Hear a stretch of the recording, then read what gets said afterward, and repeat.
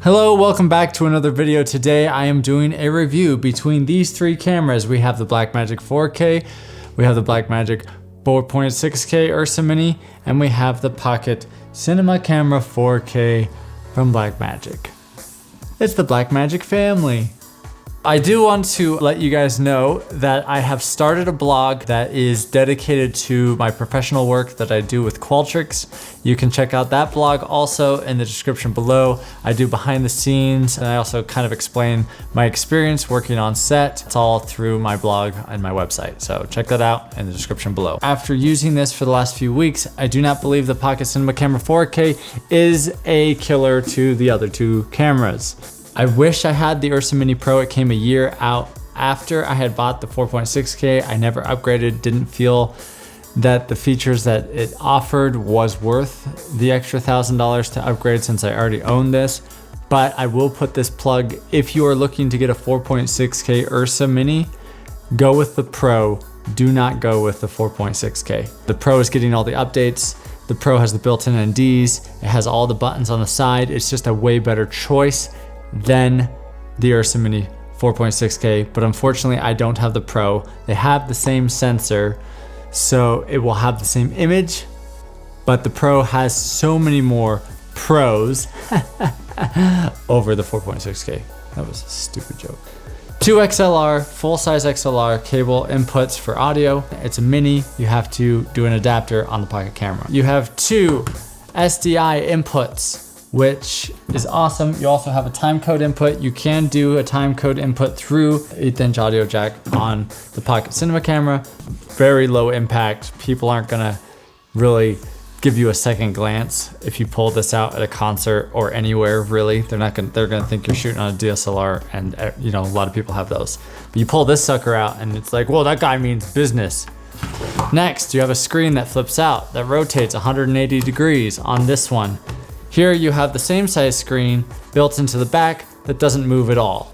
Dual card slots, super helpful, especially when you're doing high frame rates at RAW. The Pocket, you do have the CFast card still, only one slot, but you also have a SD card, which is nice because SD cards are getting faster and faster.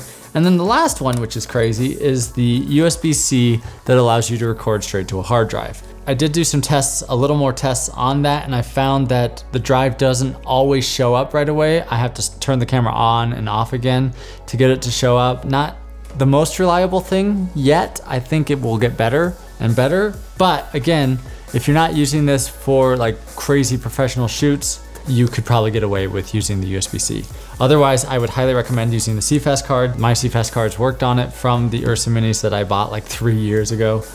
Another pro for the Pocket camera is the high frame rate button on the back. Now, if you had the Pro, you'd have the same thing on the Ursa Mini Pro. You'd have that button. You'd also have the iris dial wheel, which this camera does have. I do love that. The physical buttons to change between things is super helpful. Being able to assign these function buttons to different things is nice. Now, you do have a few buttons here that you can assign the function buttons on the front here. You do have your peaking and your focus in here on the Ursa Mini. And again, on the Pro, you have that times 100 with all the buttons. So the Pro is the better choice as far as usability between the 4.6K and the Pocket. But if you have a or if you're thinking about saving $1,000 and you want the 4K or the 4.6K or the 4K, then these are all things that both have in common as far as usability, functionality. The other nice thing is the ability to have nicer batteries, the bigger batteries. You can do V mount or gold mount. I have gold mount, Anton Bowers. These last about 2.5 hours a piece. The Canon batteries last between 45 minutes and an hour. So a little less there. And then of course, the other spec that you need to know is larger sensor on the 4.6K over the Pocket Cinema Camera 4K. Now inside, I do have the Metabones adapter 0.64x. It's for full frame lenses, not cropped lenses. So with this adapter, it's making it about the same size sensor as this one as far as field of view, not size of sensor. Oh, also the fan noise. I don't ever hear the fan on this one or either of these. It's fan noise is basically the same. So huzzah. Okay, the last thing I'll say between the two cameras now, I don't have a cage for this yet. A lot of companies are coming out with different cages for this and different ways to rig it, which is awesome. Really excited about that. Blackmagic, when the Ursa Minis were announced, they had their whole setup. You have the rods here, you have the handle, the top handle, and then the best part, by far, the best part of the Ursas is this viewfinder. So the fact that it builds perfectly into the whole system, this is incredible. It's such a great EVF. It works so well. It's great quality. You got the assigned buttons up top. Pocket Cinema Camera, the way that I will rig it out, I'm not sure yet, but a lot of the people I've seen, they have a whole cage around it. They have like batteries coming out the back. That's the one thing I haven't loved about the original Blackmagic production 4K camera, was how much you had to rig just to get that thing to be super functional. The nice thing about this one is it is very functional without a massive rig on it, other than the battery power. It does a pretty good job. But this comes all decked out, already pre-built. The rig for it is so minimal. This is really all you need, but it does make a huge difference when everything works so well together and they're designed together in that way that it just makes it nice. This was just kind of my quick rundown of my review of these cameras as far as usability. Which one, I hope this helps, which one you might be considering or wanting to buy. I would highly recommend the Pro over the 4K if you're looking for a lot more professional work. I haven't put this one through its paces to say, oh, this is like a very reliable, great camera. The 4.6K or the Ursa Mini Pro, both I've used a lot, and both I would trust on any production. Have not had any major issues with those cameras since their release.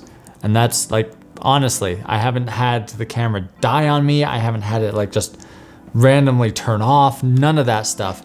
The only thing that I had was random firmware updates that like fixed pattern noise in 1600, got updated and fixed a little bit. Some of the codecs weren't on the camera right away, but now they are. As far as usability of this camera and reliability of this camera, A+. This one I can't vouch for yet. I've only used it for a couple weeks. Stay tuned. I do have a low light test, a high dynamic range test, as well as just a regular outside test that I will be posting very shortly. I'm super excited. I'm analyzing the results pretty heavily. The last couple of weeks, I've been really digging in and trying to see what these cameras can do. Again, I still believe that the 4K doesn't really have a place in this lineup anymore. The Pocket Cinema Camera, to me, has replaced it. It does as good, if not better, image quality than the 4K. But again, you can see that in my next reviews that will come out shortly. Anyway, thanks for watching. Please subscribe, check out my other videos, and take it easy, guys. Thanks.